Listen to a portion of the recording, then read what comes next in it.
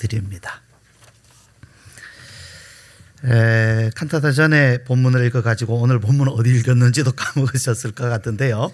우리 9절 말씀만 다시 한번 같이 한번 읽으시도록 하시죠. 9절 시작. 하나님의 사랑이 우리에게 이렇게 나타난 바 되었으니 하나님이 자기의 독생자를 세상에 보내심은 그로 말미암아 우리를 살리려 하심이라. 아멘. 앞에 여러분 사진을 하나 좀 보시죠. 여배우 여기 이제 여러분 보시면 이 장면이 영화 유명한 영화죠. 로마의 휴일이라고 하는 옛날 영화입니다.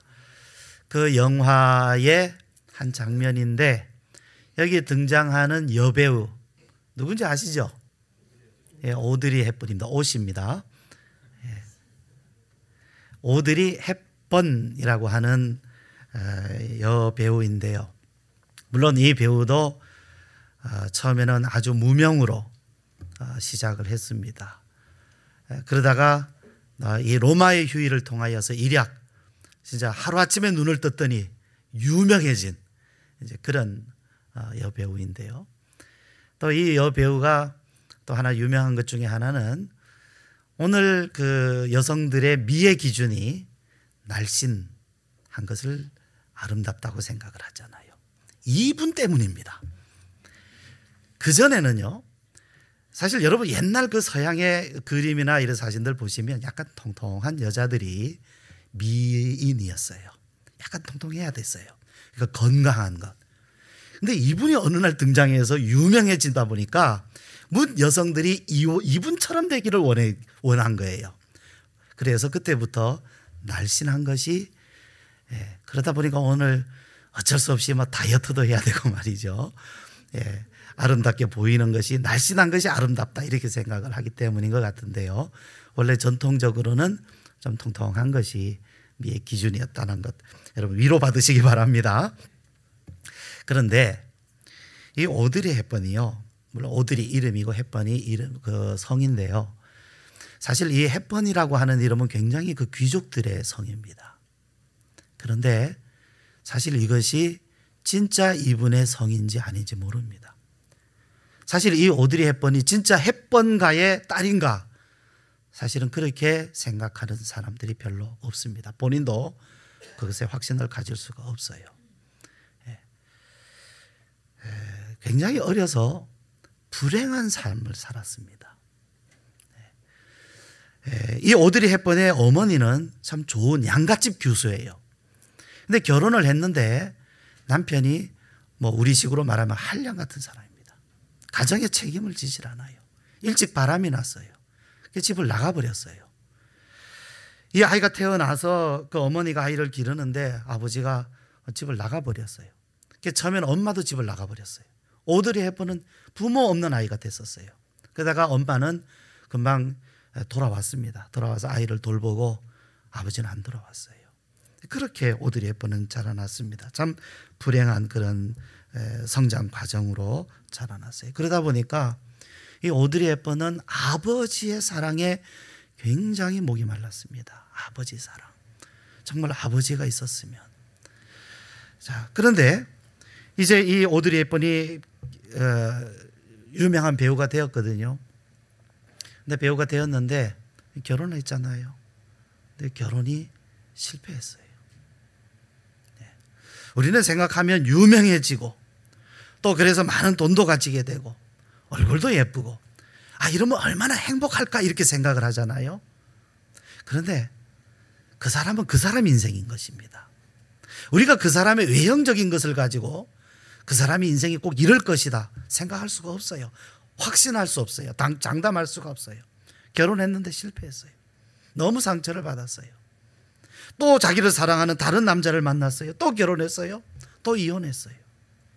두 번의 그런 결혼의 실패, 이혼의 상처를 가진 정말로 그 유명한 그 오드리 헵번 그러면 여배우들이 부러워할 나도 저렇게 되었으면 좋겠다. 저렇게 유명해졌으면 좋겠다. 저렇게 인기 많았으면 좋겠다. 저렇게 예뻤으면 좋겠다 하는 그 묻 여성들, 또 여배우들이 얼마나 오드리 헵번처럼 되고 싶겠습니까? 그러나 그 인생의 이면에는 그런 평생 무거운 상처, 깊이 패인 그런 마음의 상처를 지고 살았던 그러한 어찌 보면 참 불행한 한 여성의 인생이었습니다.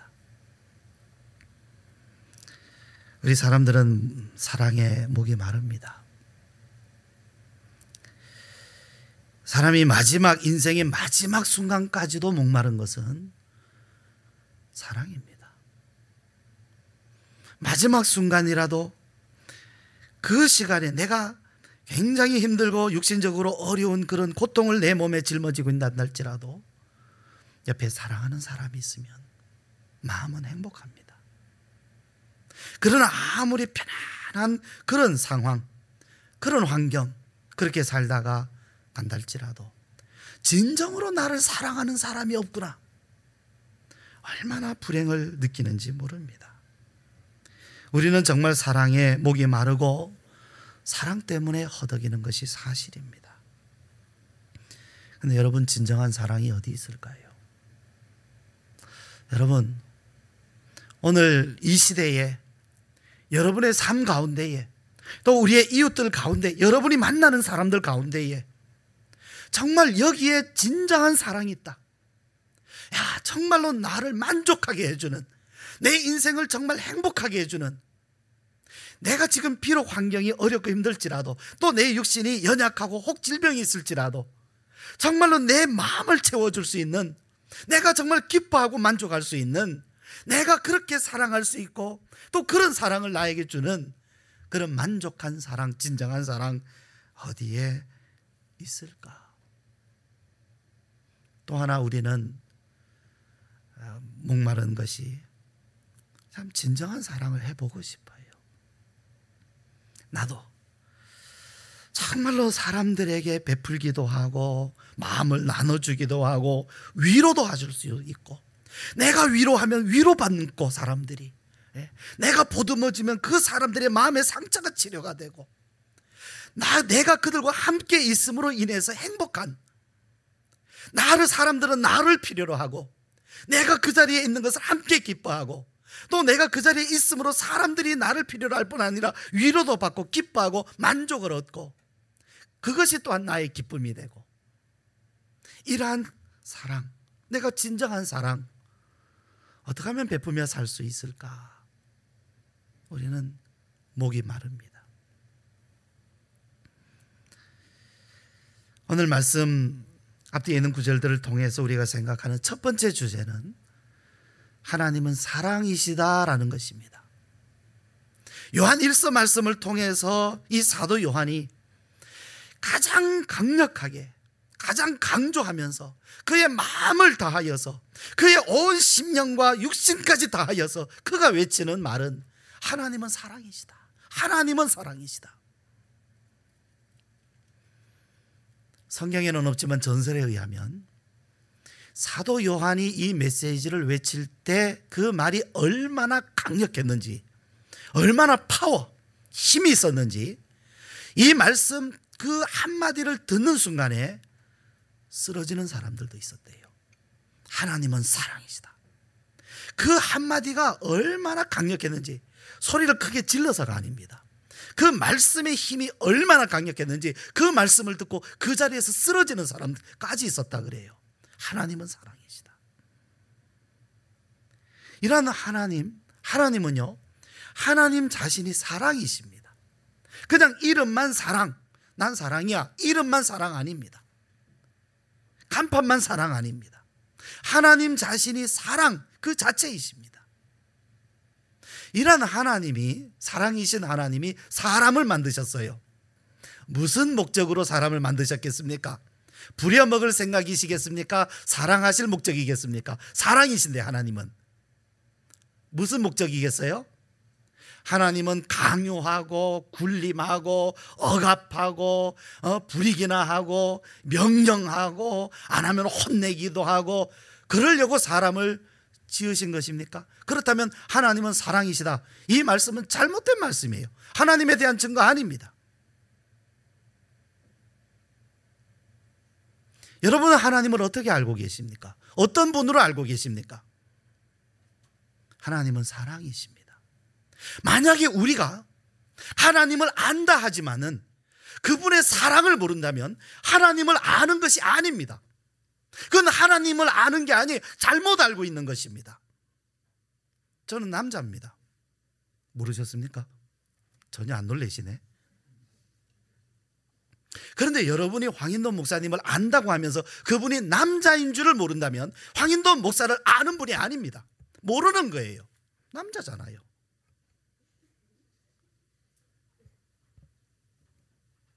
아이들이 다 웃을 정도입니다. 너무 당연하기 때문에 알잖아요. 네. 여러분, 하나님은 사랑이세요. 그러므로 하나님의 사랑을 아는 사람은 하나님을 아는 것이고, 하나님의 사랑을 모르면 하나님을 모르는 겁니다. 모르고 계신 거예요. 그분의 이름을 안다고 그분을 아는 겁니까? 아니에요. 이러한 하나님이 사람을 만드셨어요. 무슨 목적으로 지으셨겠습니까? 사랑하시려고. 그래서 사람은요, 인생의 목적이 사랑입니다. 사랑을 받고 사랑할 목적으로 하나님은 사람을 지으셨어요. 그래서 사람은 사랑할 때 가장 행복합니다. 사랑 못 말립니다. 네, 사랑, 그 사랑에 뜨거운 사람은요 말릴 수가 없어요. 말릴 수가 없어요. 여러분, 어떤 사람이 아주 중죄를 졌습니다. 범죄했어요. 근데 어떤 누가 그 사람을 숨겨줬습니다. 범인은닉죄라 그러죠. 그런데 범인은닉죄에 해당되지 않는 사람이 있어요. 누군지 아십니까? 범인은닉죄에 해당되지 않는 사람, 가족, 어머니, 아버지. 왜 그래요? 그 어머니, 아버지는 당연한 거예요.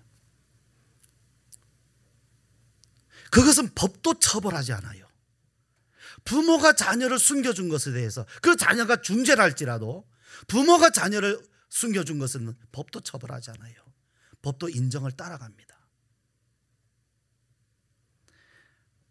하물며 하나님의 사랑 어떠신지 여러분, 우리 사람은요 사랑, 그 사랑으로 인해서 울고 웃기도 하는 것입니다. 그런데 문제가 있죠. 이 사랑이 깨지는 것이 문제입니다.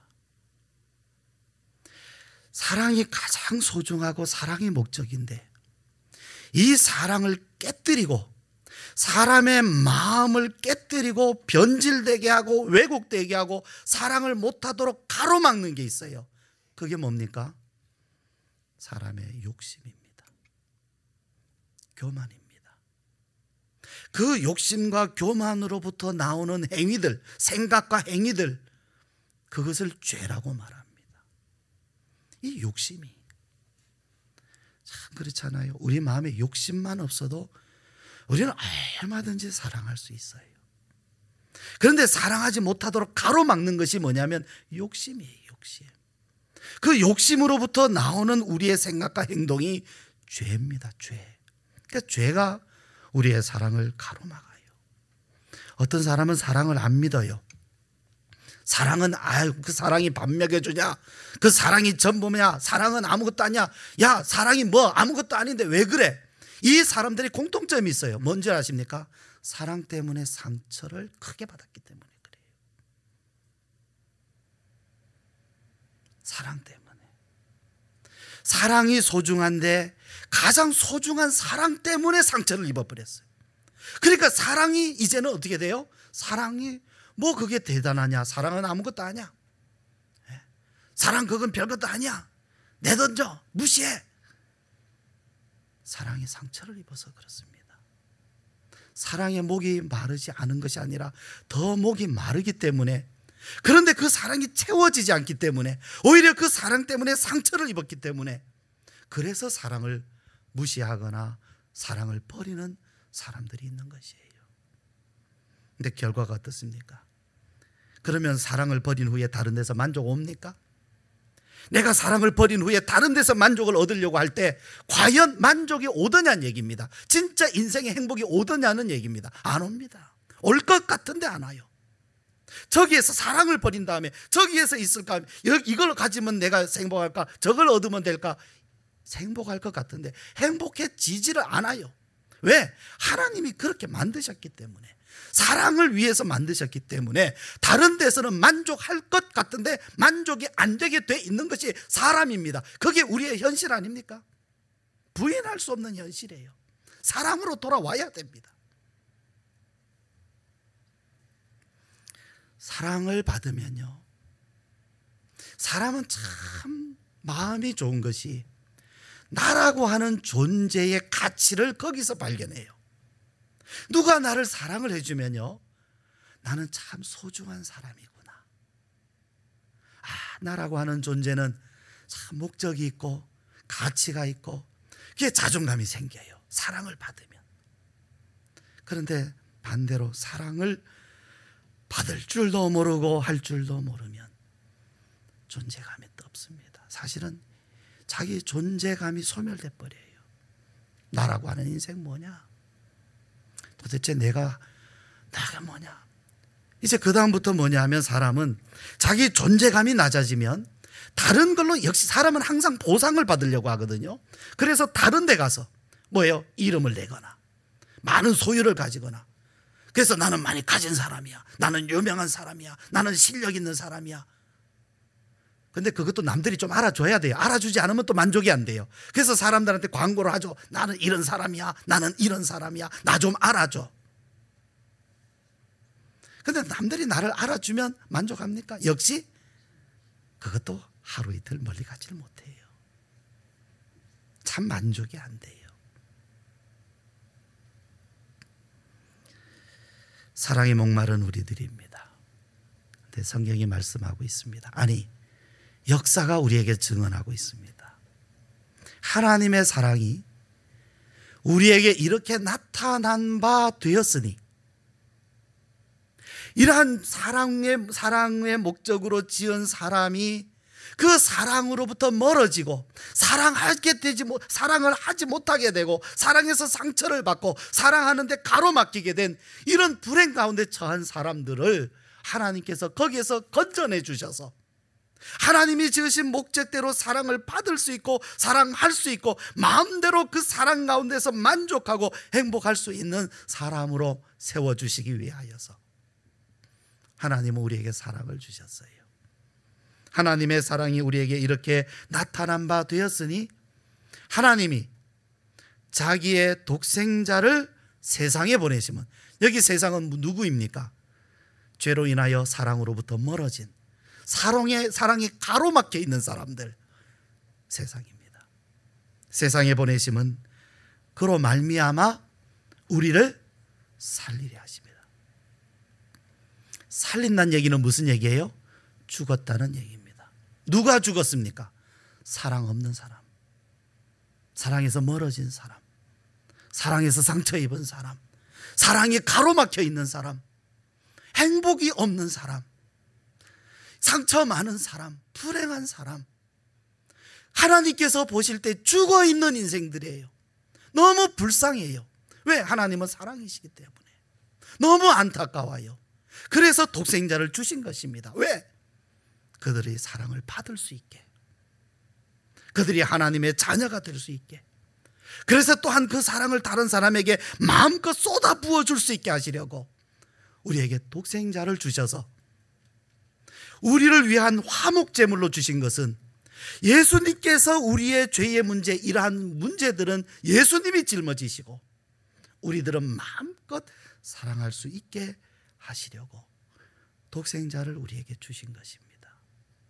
이것이 성탄의 의미입니다. 왜 예수님이 우리 가운데 오셨는가? 사랑에 목마른 우리들, 사랑에 가로막혀 있는 우리들에게 하나님의 사랑을 우리에게 부어주시고 그 사랑이 우리 마음속에 가득히 채워질 때 마음껏 이 사랑을 할 수 있으며 다른 사람에게 이 사랑을 나누어 줄 수 있는 그런 사람들이 되게 하시려고 주님이 우리에게 오신 것입니다.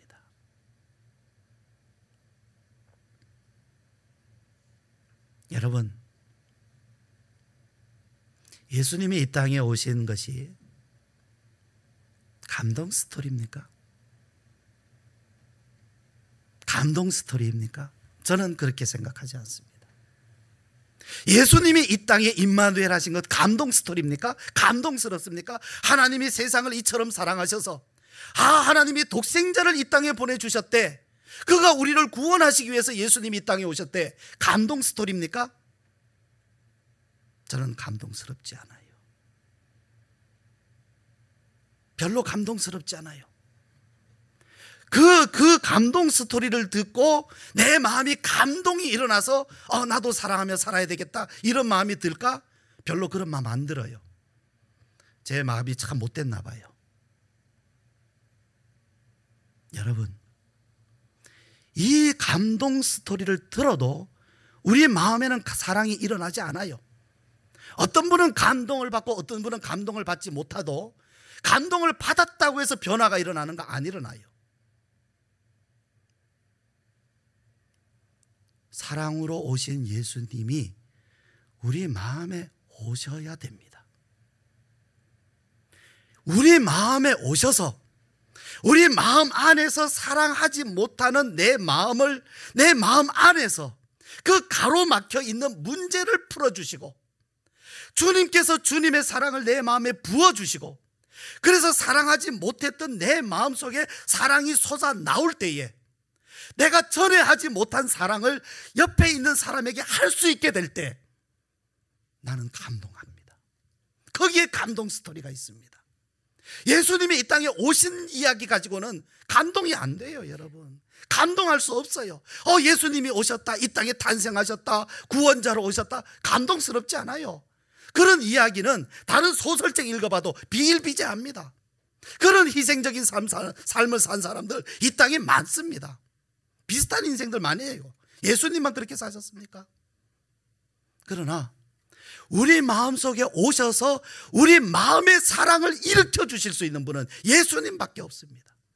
그분의 사랑을 우리에게 주신 겁니다. 사랑을 우리에게 사랑 이야기를 들려주신 것이 아니라 사랑 그 자체가 우리 마음에 오신 것입니다. 어디에? 사랑 없는 우리 마음에.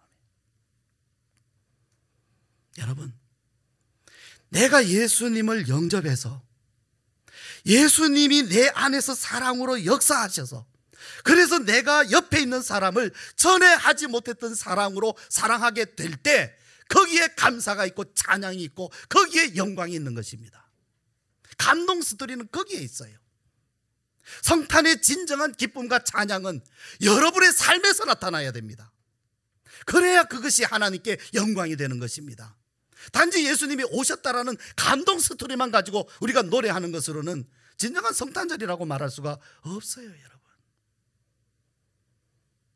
예수님이 여러분의 마음에 계십니까? 사랑이신 예수님, 사랑이신 하나님이 보내주신 사랑이신 예수님이 여러분의 마음에 계십니까? 영접하셨습니까? 이 성탄절 우리는 더욱 예수님의 사랑 목마릅니다. 간절히 사모합니다. 오드리 헵번 이야기를 좀 더 드리죠. 오드리 헵번은 나이가 이제 들어서 더 이상 이제 배우로서 활동을 없게 될 즈음에 유니세프 친선 대사가 됐어요. 그래서 저 아프리카, 에티오피아, 수단, 소말리아, 우리가 1980년대 후반 90년대 그 기억하죠? 소말리아 얼마나 많은 사람들이 죽고 아이들이 굶주리고 질병에 죽고 하는 그 현장 속으로 오드리 헵번이 가게 되었습니다. 그 유명한, 전 세계적으로 유명한 여배우가 여배우라는 그런 모습 하나도 티도 내지 않고 마치 그 아이들의 엄마인 것처럼 눈물 흘리면서 아이들을 껴안고 그 상처를 닦아주고 밥을 먹여주면서 그렇게 그의 남은 생애를 보냈어요. 그러다 결국 그것 때문에 병이 생겨서 마지막 죽게 됩니다. 그래서 이 오드리 헵번은요, 여배우로서 유명한 것보다 그가 마지막 때에 그 아프리카 또 방글라데시, 소말리아 여기를 다니면서 그 사랑을 베풀면서 구제하고 구호 활동하고 했던 그러한 일들 때문에 더 아름다운 이름으로 오드리 헵번은 우리에게 기억되고 있는 것입니다. 그리스도인인 여러분, 하나님을 믿는 여러분, 주님은 여러분을 귀하게 여기십니다. 여러분은 사랑을 입는 자들입니다. 사랑에 목마릅니까? 사랑이 가로막혀 있습니까? 오늘 주님이 여러분을 위해서 오신 것입니다. 우리 함께 기도합시다.